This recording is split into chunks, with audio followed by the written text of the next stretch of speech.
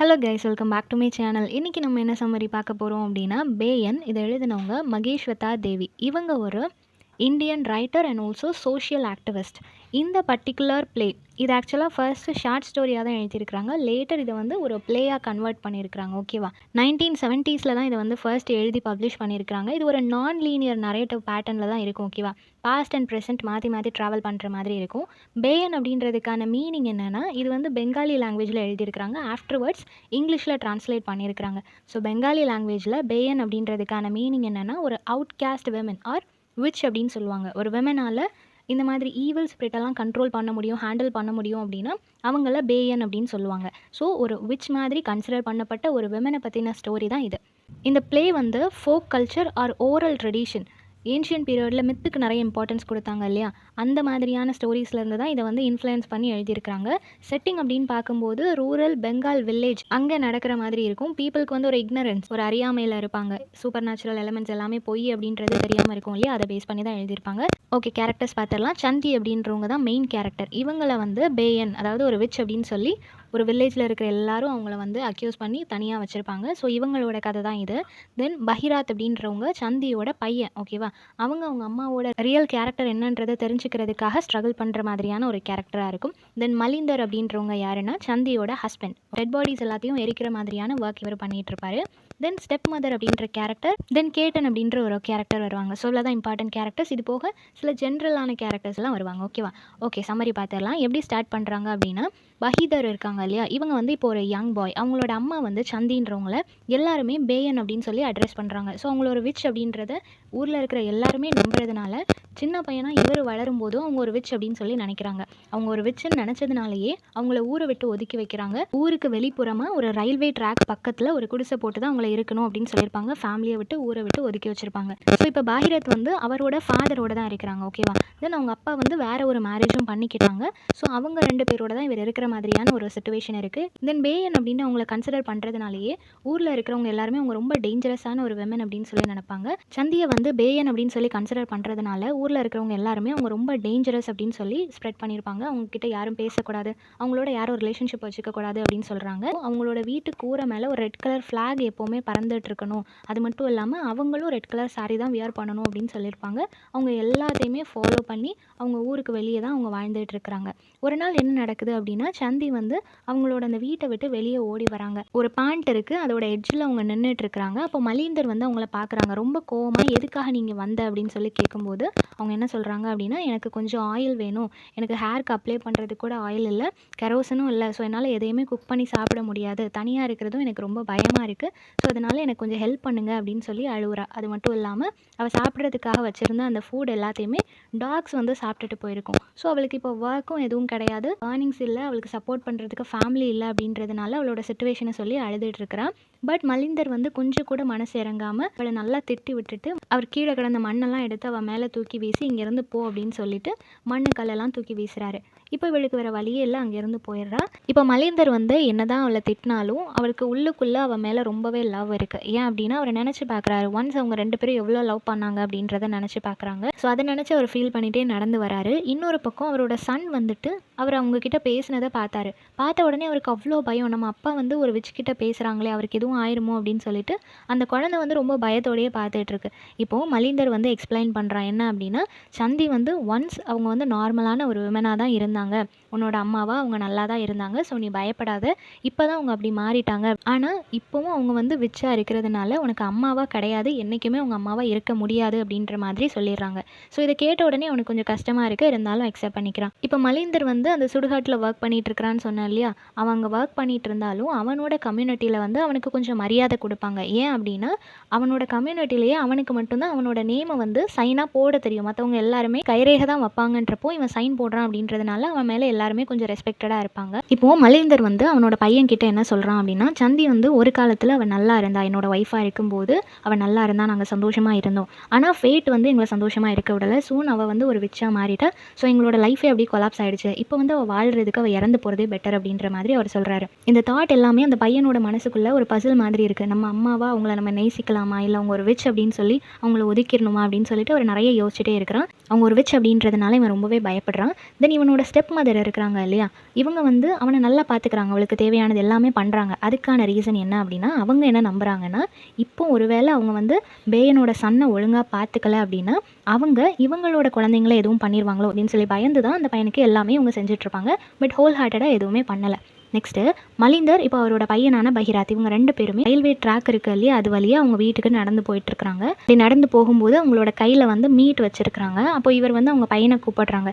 ரொம்ப தூரம் நடந்து போக வேண்டியது இருக்குல்ல, ஸோ கொஞ்சம் நேரம் இந்த பேனியன் ட்ரீ கீழே நம்ம உட்காந்துட்டு இருக்கலாம் அப்படின்னு சொல்லி உட்காந்துருக்குறாங்க. அப்போ அந்த பையன் என்ன நினச்சி பார்க்குறான் அப்படின்னா, இந்த இடத்துல தான் ராபர்ஸ் வருவாங்க. எப்போவுமே திருடர்கள் வந்து அவங்களுமே இங்கே தான் எப்போவுமே ரெஸ்ட் எடுப்பாங்க. இந்த இடத்துல போய் நம்ம உட்காந்துருக்குறோமே அப்படின்னு சொல்லிட்டு அப்போவும் ஒரு பயத்தோடயே அந்த இடத்துல உட்காந்துட்டு இருக்கிறான். அப்போ மலிந்தர் வந்து அவங்களோட பாஸ்ட்டை பற்றி சொல்ல ஆரம்பிக்கிறாங்க. உன்னோட அம்மா சந்தி இருக்கிறாங்க இல்லையா, அவங்க வந்து ரொம்பவே அழகான ஒரு பொண்ணு. என்ன மாதிரியே சுடுகாட்டில் இந்த மாதிரி வேலை பார்க்கக்கூடிய ஒருத்தரோட பொண்ணு தான் அவங்க. அவங்களோட அப்பா வந்துட்டு என்ன பண்ணுவார் அப்படின்னா, அந்த காலத்துலலாம் அவங்க பொணங்களை புதைச்சதுக்கு அப்புறமா நிறைய அனிமல்ஸ் வந்து லைக் இப்போ ஃபாக்ஸாக இருக்கட்டும், இல்லை இன்னும் நிறைய வைல்டு அனிமல்ஸாக இருக்கட்டும், அது எல்லாமே அந்த குழியை வந்து தோண்டி அந்த டெட் பாடிஸ் எல்லாத்தையும் வெளியே எடுத்துரும். ஸோ அந்த மாதிரி எடுக்கக்கூடாது அப்படின்றதுக்காக சந்தியோட அப்பா வந்து என்ன பண்ணுவாருன்னா, நிறைய முள் செடியெல்லாம் இருக்கும்ல, அது எல்லாத்தையுமே கொஞ்சம் பாதி புதைச்சதுக்கப்புறமா அதை போட்டுட்டு அது மேலே மண் போடுவார். ஸோ தோண்டும் போது முள் குத்திரும். அதனாலேயே எந்த அனிமலுமே அதை டச் பண்ணாது. இந்த மாதிரி தான் அவர் பண்ணிகிட்டு இருந்தார். இதெல்லாம் பார்க்கும்போது மக்களுக்கு அவர் மேலே ஒரு பயம் இருந்துச்சு. ஸோ எல்லா சில்ட்ரனுமே அவரை விட்டு தூரமாக தான் இருப்பாங்க அப்படின்றத சொல்கிறாங்க. ஒரு நாள் சந்திக்கு என்ன தெரிய வருது அப்படின்னா, அவங்க அப்பா வந்து இறந்து போயிட்டாங்க அப்படின்றது தெரிய வருது. அவங்க அப்பாவை புதைக்கணும் அப்படின்னு சொல்லி வரும்போது ஆம்பளை பசங்க தானே அந்த ரிச்சுவல்ஸ் எல்லாமே பண்ணுவாங்க. பட் இவங்க வீட்டில் அப்படி யாரும் இல்லை அப்படின்றதுனால சந்தியே அந்த ரிச்சுவல்ஸ் எல்லாத்தையுமே முடிக்கிறாங்க. முடிச்சுட்டு அவங்க அப்பாவுக்கு அப்புறம் அந்த ஒர்க்கை அவங்களே பண்ணுறதுக்கு ரெடி ஆகுறாங்க. அப்போ ஒரு நாள் தான் மலிந்தர் வந்து சந்தியை மீட் பண்ணுறாங்க. இந்த பேனியன் ட்ரீக்கு கீழே தான் அவங்க 2 பேரும் மீட் பண்ணியிருப்பாங்க.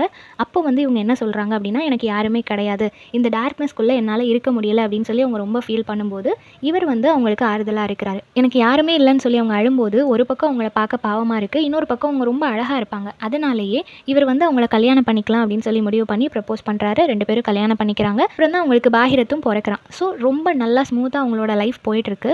ஒரு நாள் சடனாக என்ன ஆகுது அப்படின்னா, சந்தி வீட்டுக்கு வரும்போது அழுதுகிட்டே வராங்க. என்ன ஆச்சுன்னு சொல்லி கேட்கும்போது, பீப்புள் எல்லாரும் என் மேலே கல்லை தூக்கி எறிகிறாங்க, நான் வந்து ஒரு ஈவில் ஸ்பிரிட்னு சொல்கிறாங்க, என்னால் இந்த ஒர்க்கை இதுக்கு மேலே பார்க்க முடியாது, நான் சிமிட்ரியில் வேலை பார்க்குறதுனால எல்லாரும் என்ன ஒரு ஈவில் ஸ்பிரிட்டாக பார்க்குறாங்க, ஸோ நான் இந்த வேலையை பார்க்க மாட்டேன் அப்படின்னு சொன்ன உடனே அதுக்கு மலிந்தர் என்ன சொல்கிறான் அப்படின்னா, இல்லை எல்லாருக்கும் பொறாமை, உன்ன மாதிரி ஒரு அழகான பொண்ணை நான் கல்யாணம் பண்ணிக்கிட்டதுனால தான் எல்லாரும் இந்த மாதிரி சொல்கிறாங்க அப்படின்னு சொல்லிட்டு இவன் வந்து அந்த நிமிஷம் அவளை வந்து கம்ஃபர்ட் பண்ணி முடிச்சிடறான். சந்திக்கு வந்து அவள் ட்ரெடிஷ்னலாக அவங்க ஃபேமிலி பார்த்துட்டு இருக்கிற அந்த ஒர்க்கை விடுறதுக்கும் மனசு இல்லை. ஆனால் டே பை டே அவளுக்குள்ள ஒரு பயம் இருந்துகிட்டே இருக்குது. டே அண்ட் நைட் அங்கே ஒர்க் பண்ணுறதுனால ஈவில் ஸ்பிரிட்ஸ் வந்து நம்மளை அட்டாக் பண்ணிடுச்சோ அப்படின்ற ஒரு பயமும் அவளுக்கு இருக்குது. அதனாலேயே இந்த வில்லேஜில் இருக்கிற எந்த குழந்தைங்களுக்கும் எதுவும் ஆகக்கூடாது அப்படின்னு சொல்லிட்டு அவள் வந்து டெய்லி ப்ரேயர் பண்ணிகிட்டே இருக்கிறான். ஆக்சுவலாக அங்கே வந்து ஒரு நோய் பரவிட்டு இருக்கும். ஸோ அதனால் இந்த வில்லேஜில் இருக்கிற நிறைய குழந்தைங்க இறந்துட்டு இருப்பாங்க. ஆனால் வில்லேஜில் இருக்கிற பீப்புள் எல்லாருமே இவ ஒரு விச், இவளால் தான் இந்த ஒரு நோய் பரவிட்டு இருக்கு, அவளோட ஷேடோ ஒவ்வொரு குழந்தைங்க மேலே படும்போது தான் அந்த குழந்தைங்க இறந்து போகிறாங்க அப்படின்ற மாதிரி எல்லாருமே இவளை ப்ளேம் பண்ண ஆரம்பிக்கிறாங்க. ஸோ இவளுக்கு வந்து இதுக்கு மேலே இந்த ஜாபை கண்டினியூ பண்ணக்கூடாது அப்படின்னு சொல்லிட்டு அந்த ஒர்க்கை விட்டுறா, வீட்லேயே இருக்க ஆரம்பிக்கிறா. அப்போ இவன் மலிந்தர் கிட்ட பேசுகிறா, எனக்கு வந்து கவர்மெண்ட் ஜாபுக்கு போகிறதுக்கான எல்லா பொட்டன்ஷியலும் இருக்குது, ஸோ அதுக்கு நான் ட்ரை பண்ணுறேன் அப்படின்னு சொல்லும்போது மலிந்தருமே அவளை டீஸ் பண்ணுறான். ஒரு பேயனாக இருந்துட்டு ஒரு விச்சாக இருந்துட்டு நீ எப்படி கவர்மெண்ட் ஜாபுக்கு போக முடியும் அப்படின்னு சொன்ன உடனே இவ ரொம்ப அழ ஆரம்பிச்சிடறா. இப்போ சந்தியால் தாங்கிக்கவே முடியல. ஸோ அவள் அழுதுட்டு அவன்கிட்ட கெஞ்சிரா, நீங்களும் ஏன் இப்படி நினைக்கிறீங்க அப்படின்னு சொல்லிட்டு அழுதுட்டு அங்கேருந்து ஓடி போகிறா. இப்போ அன்றைக்கி நைட்டு என்ன நடக்குது அப்படின்னா, அந்த டூம் கம்யூனிட்டியில் இருக்கிறவங்க இருப்பாங்க இல்லையா, அவங்க எல்லாருமே ஒன்றா சேர்ந்து இவனோட வீட்டுக்கு வராங்க. மலிந்தர் கிட்ட வந்து சொல்கிறாங்க, நீ எதுக்காக இன்னும் ஒரு விச்சை வந்து உன்னோட ஒய்ஃபாக நீ உன் வீட்டில் வச்சுட்ருக்கிற, இதனால் உனக்கும் இந்த ஊரில் இருக்கிறவங்களுக்கும் நிறைய ஆபத்து இருக்குது, ஸோ அவளை இங்கேருந்து அனுப்பி வைன்னு சொன்ன உடனே இவனுமே அக்செப்ட் பண்ணிக்கிறான். ஏன்னா இவனுக்கும் அந்த பயம் வர ஆரம்பிச்சிருச்சு இல்லையா. ஸோ அக்செப்ட் பண்ண உடனே இப்போ அவளை ஊருக்கு வெளியே தங்க வச்சிருக்கிறாங்க. ஸோ இந்த கதை எல்லாத்தையுமே அவனோட பையன் கிட்ட அவன் சொன்ன உடனே அவனுக்கு ரொம்ப கஷ்டமாக இருக்குது, நம்ம அம்மா இவ்வளோ கஷ்டப்பட்டுருக்காங்களே அப்படின்னு சொல்லிட்டு அவன் ஃபீல் பண்ணுறான். சடனாக ஒரு நாள் பாஹிரத்துக்கு வந்து சந்தி சிங் பண்ணுற மாதிரியான ஒரு பாட்டு வந்து அவனுக்கு கேட்குது.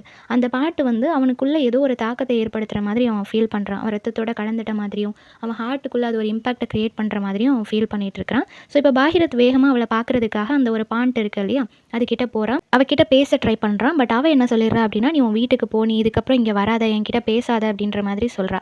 ஏன்னா அவளுக்கே பயம் இருக்குது, அவகிட்ட இருக்கக்கூடிய அந்த ஒரு அவளோட பையனை வந்து கொலை பண்ணிருமோ அப்படின்னு சொல்லிட்டு அவன் நீ தூரமாகவே இரு அப்படின்னு சொல்கிறா.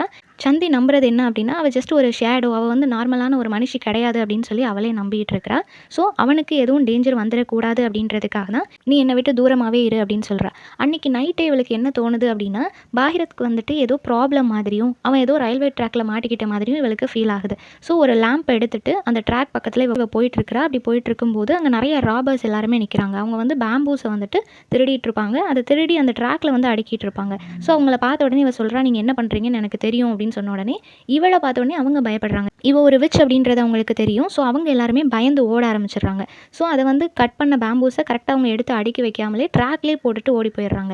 இப்போ அவளுக்கு தெரிஞ்சு போச்சு, கொஞ்ச நேரத்தில் இங்கே வந்து ட்ரெயின் வரும். ஸோ ட்ரெயின் இதில் மோதிச்சு அப்படின்னா எல்லாருமே இறந்து போயிடுவாங்க அப்படின்னு சொல்லிட்டு அவள் பயந்துட்டு இருக்கிறா. அந்த ட்ராக்கை கிளியர் பண்ணுறதுக்கு ட்ரை பண்ணிட்டு இருக்கிறா. அவள் என்ன நினைக்கிறா அப்படின்னா, நான் இப்போ ஒரு விச்சா இருந்தால் சூப்பர் நேச்சுரல் பார் எல்லாம் யூஸ் பண்ணி உடனே இதிலேருந்து இதை எடுத்திருப்பேனே, என்னால் இது முடியலையே அப்படின்னு சொல்லிட்டு உண்மையாகவே நான் விச்சாவே இருந்திருக்கலாம். ஏன்னா இப்போ அவள் எதுவுமே பண்ணாமல் தண்டனை அனுபவிச்சுட்டு இருக்கிறா. அதுக்கு நான் ஒரு விச்சா இருந்திருந்தால் தேவைப்படுற நேரம் உங்களுக்கு ஹெல்ப் பண்ணியிருப்பேனே அப்படின்னு சொல்லிட்டு ஃபீல் பண்ணுறா. இப்போ அந்த ட்ரெயின் ரொம்ப பக்கத்தில் வந்துடுச்சு. இவளால் அது எல்லாத்தையுமே அங்கேருந்து எடுக்க முடியல. ஸோ வேறு வழி இல்லாமல் அந்த ட்ரெயின் முன்னாடி கத்திட்டே ஓடுறா. தயவு செஞ்சு ட்ரெயினை நிப்பாட்டுங்க, ஒரு ப்ராப்ளம் அப்படின்னு சொல்லிட்டு கத்திட்டே ஓடும்போது, பட் அன்ஃபார்ச்சுனேட்லி அவங்களால ட்ரெயினை உடனே ஸ்டாப் பண்ண முடியல. ஸோ அவளை இடிச்சிடுறாங்க. அந்த ஹெட்லைட்டில் அவள் பட்டு அவள் கீழே விழுந்ததுக்கு அப்புறமா அவளும் இறந்து போயிடுறா. அந்த ட்ரெயினும் ஸ்டாப் ஆகிடுச்சு. ஸோ நடக்க இருந்த பெரிய டிசாஸ்டரை வந்து அவளோட உயிரை சாக்ரிஃபைஸ் பண்ணி அவள் காப்பாற்றிட்டா. ஸோ கவர்மெண்ட் வந்து அவளோட செல்ஃப் சாக்ரிஃபைஸ்க்காக அந்த ஆக்டை ஒரு ஹீரோயிசமாக பார்க்குறாங்க. கவர்மெண்ட்லேருந்து அவளுக்கு மெடலுமே கொடுக்குறதா அனௌன்ஸ் பண்ணுறாங்க. இந்த மொமெண்ட் பாகிரத் வந்து அந்த கூட்டத்தை முன்னாடி வந்து சொல்கிறான், இதுதான் என்னோட அம்மா, சந்தி தான் என்னோட அம்மான்னு சொன்ன உடனே அங்கே இருக்கிறவங்க எல்லாருமே ஆச்சரியமாக பார்க்குறாங்க. அவனோட அப்பாவுமே ரொம்ப அழ ஆரம்பிக்கிறாங்க. ஏன்னா இந்த மாதிரி ஒரு சோலை வந்து நம்ம இவ்வளோ நாள் கஷ்டப்படுத்திட்டோமே அப்படின்னு சொல்லிட்டு அவருமே கில்ட்டில் அவ்வளோ அழுதுட்டு இருக்கிறாரு. அந்த ஆஃபீஸர்ஸ் எல்லாருமே பாகிரத்தை அப்படியே பார்த்துட்டே இருக்கிறாங்க. கூட்டத்தில் இருக்கிற எல்லாருமே ரொம்ப அமைதியாக இருக்கிறாங்க. ஏன்னா இவ்வளோ நாள் அவங்க வந்து இந்த மாதிரி செல்ஃப்லெஸ்ஸாக யோசிக்கிற ஒரு பர்சன் இவ்வளோ கஷ்டப்படுத்திட்டோமேன்னு சொல்லி எல்லாருமே ரொம்ப அமைதியாக இருக்கிறாங்க. இதோட இந்த ஸ்டோரி வந்து முடியுது. ஸோ சூப்பர் நேச்சுரல் பிலீவ்ஸ் மேலே இருக்கக்கூடிய அந்த ஒரு நம்பிக்கைனால ஒரு பொண்ணோட லைஃபை எப்படி ஸ்பாயில் ஆச்சு அப்படின்றத ரொம்ப பியூட்டிஃபுல்லாக இந்த ஸ்டோரியில் எக்ஸ்பிளைன் பண்ணியிருக்காங்க. இந்த சம்மரி எல்லாருக்கும் புரிஞ்சிருக்கும்னு நினைக்கிறேன். நெக்ஸ்ட் என்ன டாப்பிக்கில் வீடியோ போடலான்னு சொல்லி கமெண்ட் பண்ணுங்கள். தேங்க்யூ ஃபார் வாட்சிங்.